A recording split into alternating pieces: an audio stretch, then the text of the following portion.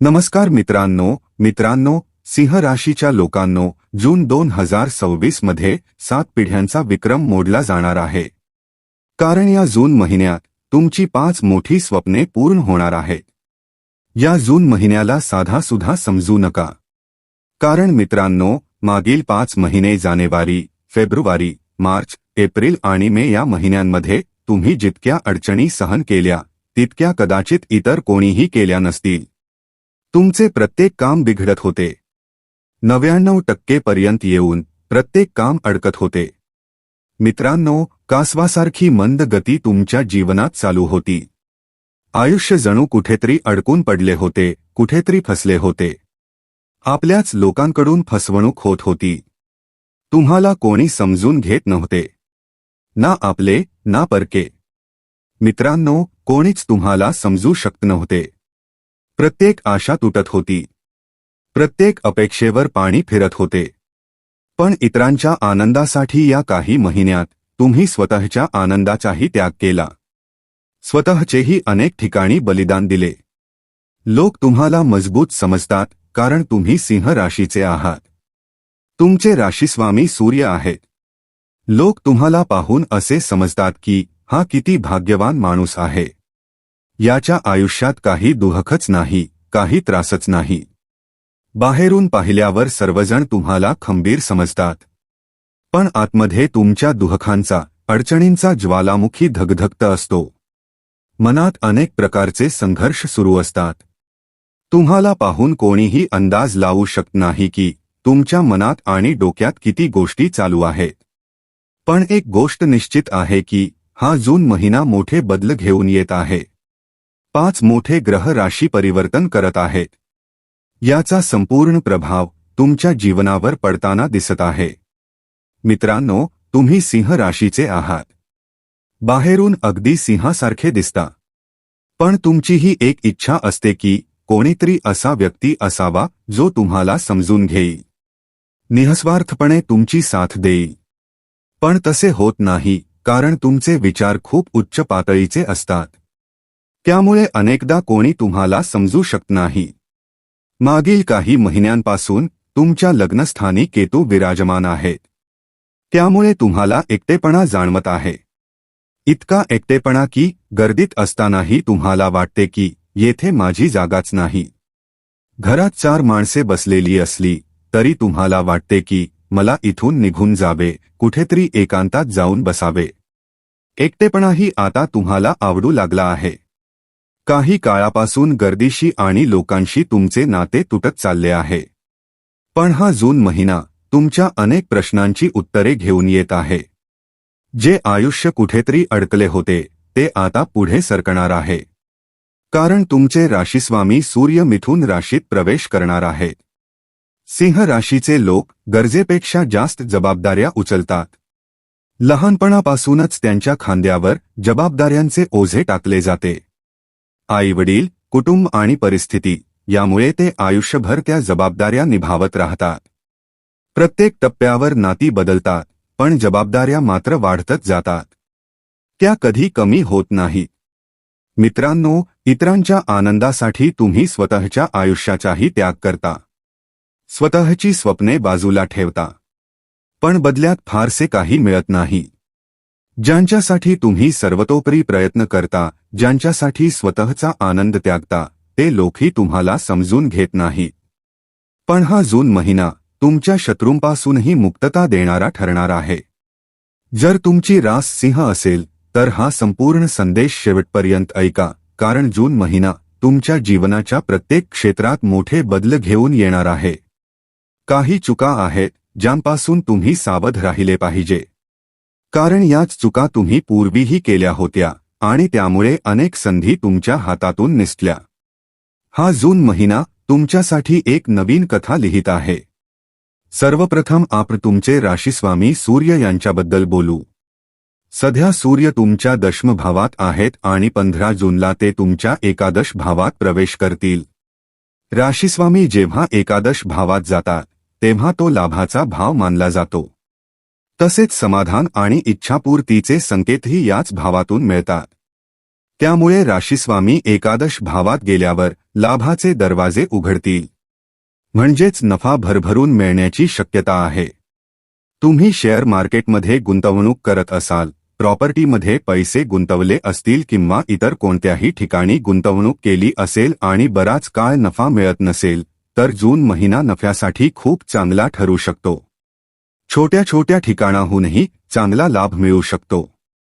म्हणून या संपूर्ण महिन्यात कामधंद्यावर पूर्ण लक्ष केंद्रित करा. पहिले 15 दिवस सूर्य दशम भावात राहतील. दशम भाव हा करिअरचा भाव मानला जातो. त्यामुळे सुरुवातीचे 15 दिवस करिअरच्या दृष्टीने खूप चांगले असतील आणि पुढील 15 दिवस आर्थिक लाभाचे असतील. याशिवाय एक गोष्ट लक्षात ठेवा. जेव्हा सूर्य दशम भावातून एकादश भावात जातील तेव्हा घाईगडबड टाळा. कोणतीही गुंतवणूक विचारपूर्वक करा.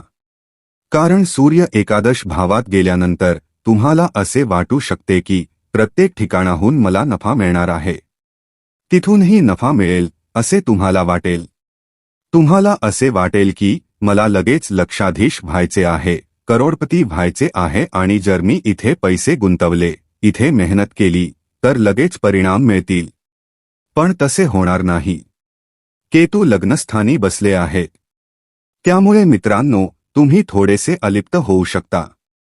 नातेसंबंधांपासूनही तुम्ही थोडेसे दूर राहत आहात. त्यामुळे या गोष्टींवर थोडे नियंत्रण ठेवा.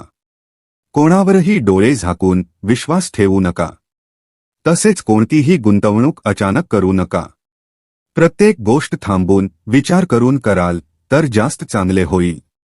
तुमच्या मनात असा एक स्वभाव असेल की सर्व काही लवकर करावे. तुम्ही खूप घाईत राहू शकता. पण येथे थोडे सावध राहणे आवश्यक आहे. प्रत्येक गोष्टीला वेळ द्या, ते तुमच्यासाठी चांगले राहील. सूर्याच्या या परिवर्तनामुळे कार्यक्षेत्रात खूप चांगले परिणाम दिसत आहेत. करिअर असो, व्यवसाय असो किंवा नोकरी असो, प्रत्येक क्षेत्रात तुमच्यासाठी उत्तम योग तयार होत आहेत. जर तुम्ही मानसन्मानाच्या शोधात असाल तर तो तुम्हाला मिळणार आहे. उत्पन्नाचे नवीन मार्गही आता खुले होणार आहेत. ही एक चांगली गोष्ट आहे. दुसरी आनंदाची बातमी म्हणजे गुरु आता आपल्या उच्च राशीत म्हणजेच तुमच्या 12व्या भावात प्रवेश करत आहे. 12वा भाव परदेशाशी संबंधित असतो. त्यामुळे जे लोक परदेशात आहेत, नोकरी करत आहेत, व्यवसाय करत आहेत किंवा शिक्षण घेत आहेत, अशा प्रत्येक क्षेत्रात गुरु तुम्हाला चांगली प्रगती देणार आहेत. व्हिसा, पासपोर्ट किंवा परदेशाशी संबंधित कोणतेही काम अडकले असेल तर ते जून महिन्यात पूर्ण होण्याची शक्यता आहे. त्यामुळे याकडे विशेष लक्ष द्या. याशिवाय ज्या मानसिक शांततेच्या शोधात तुम्ही होतात ती आता मिळण्याची शक्यता आहे. मागील 5 महिने तुमच्या आयुष्यात खूप नैराश्याचे गेले. एक चिंता संपत नव्हती तोपर्यंत दुसरी समस्या समोर येत होती. तणाव जणू तुमच्या आयुष्याला चिकटून बसला होता. पण आता परिस्थिती सुधारत आहे. गुरु येथे असल्यामुळे खर्च वाढू शकतात, पण हे खर्च चांगल्या कारणांसाठी असतील. थोडेसे भावनांमध्ये वाहून जाणे कमी करा. कारण गुरु 12व्या भावात असताना तुम्ही भावनिकदृष्ट्या अधिक संवेदनशील व्हाल. तुम्ही प्रत्येकावर विश्वास ठेवू शकता, प्रत्येकाकडून अपेक्षा ठेवू शकता. पण येथे नियंत्रण ठेवणे आवश्यक आहे. हा काळ कोणावरही डोळे झाकून विश्वास ठेवण्याचा नाही. आता गुरुची 5वी दृष्टी तुमच्या 4थ्या भावावर पडत आहे. त्याचा परिणाम असा होईल की तुमच्या सुखसोयींमध्ये वाढ होईल. जर आईसोबतचे संबंध थोडे खराब चालले असतील तर ते सुधारतील. आईबद्दलची चिंता दूर होईल. आईच्या आरोग्याबाबतही तुम्हाला सकारात्मक परिणाम दिसून येतील. म्हणूनच ही तुमच्यासाठी एक चांगली बातमी आहे. गुरुची 7वी दृष्टी तुमच्या 6व्या भावावर पडणार आहे. त्यामुळे न्यायालयीन प्रकरणे, सरकारी कामे किंवा दीर्घकाळापासून अडकलेले वाद आता मार्गी लागू शकतात. कोर्ट-कचेरीचे प्रश्न सुटण्याची शक्यता आहे. ही खूप चांगली गोष्ट ठरेल. गुरुची ही दृष्टी 6व्या भावावर पडल्यामुळे तुमचे शत्रू, गुप्त शत्रू किंवा जे लोक बराच काळ तुमच्या विरोधात कार्य करत होते त्यांच्यापासून तुम्हाला मुक्ती मिळू शकते. तसेच तंत्रमंत्र किंवा नकारात्मक ऊर्जांपासूनही तुमचे संरक्षण होईल. संकटांपासून बचाव होईल. गुरुची 9वी दृष्टी तुमच्या अष्टम भावावर पडेल. अष्टम भावात आधीच शनी उपस्थित आहे. अष्टम भाव हा अचानक घडणाऱ्या घटनांचा भाव मानला जातो.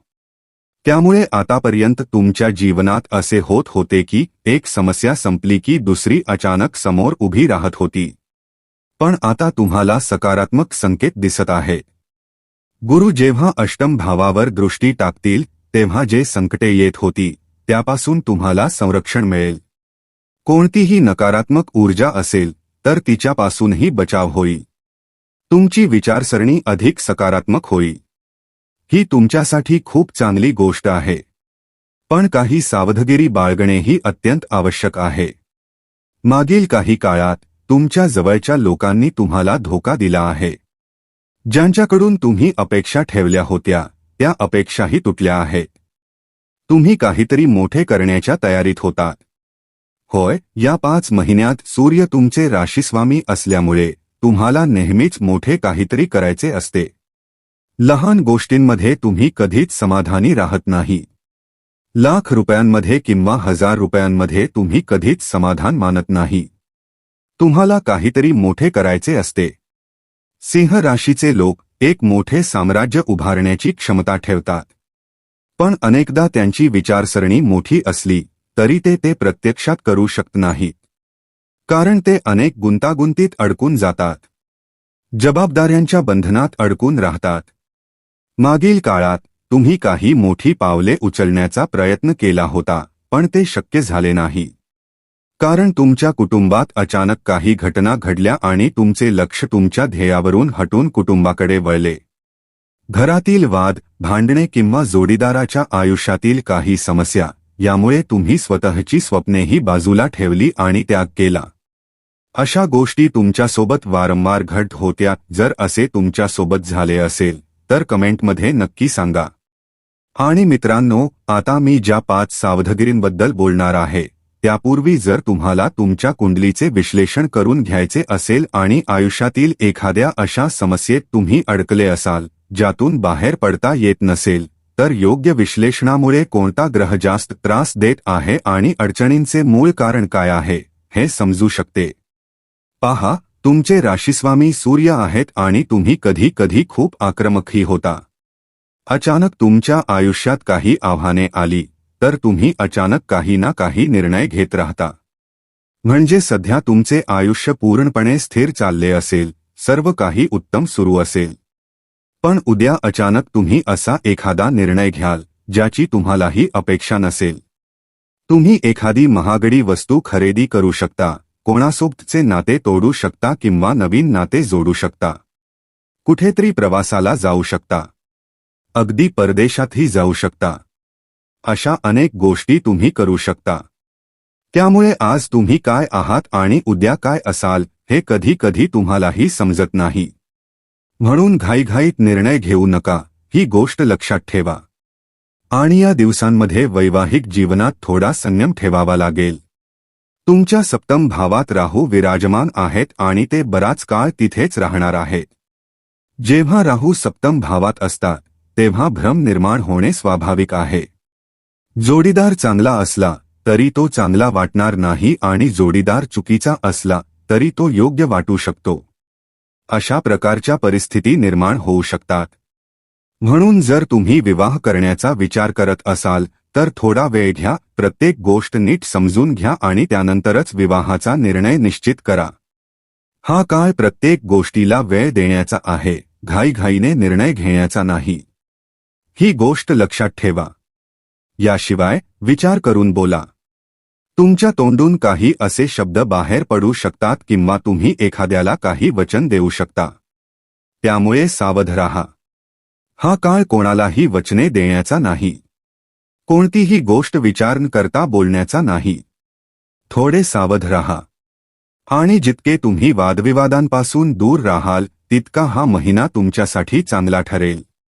मित्रांनो, वादांपासून दूर राहा. कारण सूर्याचा एकादश भावात प्रवेश आणि मंगळाचा भाग्यभावात असणे या सर्व गोष्टी सूचित करतात की तुम्ही सहजपणे भांडणांमध्ये अडकू शकता.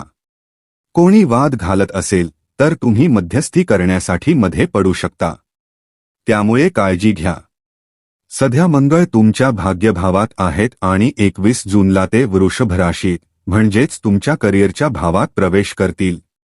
म्हणून सध्या भाग्य खूप चांगले आहे. आणि जे काही तुमच्या आयुष्यात खूप विलंबाने होत होते तो विलंब आता कमी होऊ लागेल.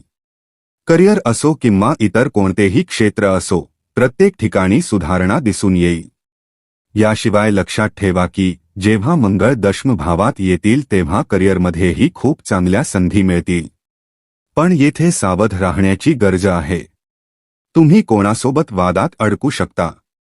त्यामुळे जोखमीची कामे करू नका. जोखमीच्या गुंतवणुका करू नका.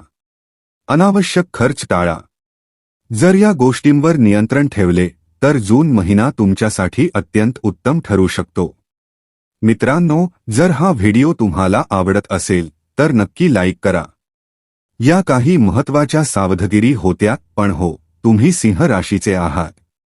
त्यामुळे तुम्ही खूप लवकर आक्रमक होता. छोट्या छोट्या गोष्टींवरही तुम्हाला पटकन राग येऊ शकतो. या महिन्यात रागावर नियंत्रण ठेवावे लागेल. जर तुम्ही तुमच्या रागावर नियंत्रण मिळवले तर विजय मिळवण्यापासून तुम्हाला कोणीही रोखू शकणार नाही. तुमच्या आयुष्यातील अंधाराचा काळ आता संपत चालला आहे. जून 2026 हा महिना फक्त बदलांचा नाही तर तुमच्या नशिबाला नवी दिशा देणारा ठरणार आहे. अनेक महिन्यांपासून अडकलेली कामे मार्गी लागतील, शत्रूंवर विजय मिळेल आणि यशाचे नवीन दरवाजे तुमच्यासाठी उघडतील. पण लक्षात ठेवा, सिंह कधीच घाई करत नाही. तो योग्य क्षणाची वाट पाहतो आणि मग एकाच झेपेत विजय मिळवतो. त्यामुळे संयम ठेवा, रागावर नियंत्रण ठेवा आणि प्रत्येक निर्णय विचारपूर्वक घ्या. कारण हा जून महिना तुमच्यासाठी एक अशी सुवर्णसंधी घेऊन आला आहे जी पुढील अनेक वर्षांचे भविष्य बदलू शकते. आता वेळ आली आहे तुमच्या स्वप्नांना वास्तवात उतरवण्याची आणि जगाला तुमची खरी ताकद दाखवण्याची. सिंहाची गर्जना आता यशाच्या शिखरावर घुमणार आहे. धन्यवाद. जय शनिदेव.